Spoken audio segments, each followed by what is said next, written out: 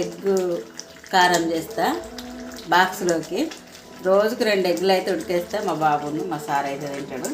ఇప్పుడైతే ఇవాళ అయితే ఎగ్గు కారం చేస్తున్నాం, అందుకని 3 ఉడికేసి.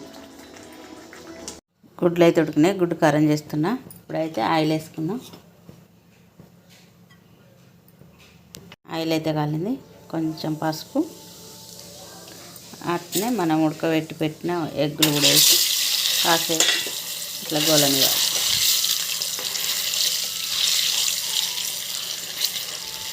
వేగినాయి ఎగ్గులు కూడా. కారం,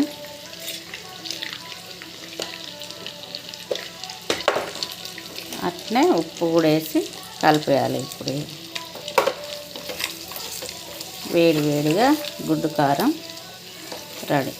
కూరగాయలు ఏం లేనప్పుడు ఎగ్గులు ఉంటాయి కదా, ఎగ్గులు ఉంటే ఇలా ఉడకబెట్టి గుడ్డు కారం చేస్తే బాక్స్లో పెట్టుకోపోవడానికైనా పొద్దున ఏదైనా టిఫిన్ లాగా చేసుకున్నా కూడా గుడ్డు కారం ఇట్లా చేసుకుంటే మంచిగా ఉంటుంది. గుడ్లు గోలనివ్వాలి ఫస్ట్. అయితే గుడ్లు గోలిన తర్వాతనే కారం, ఉప్పు వేసుకోవాలి. స్టవ్ ఆఫ్ చేసుకోవడం.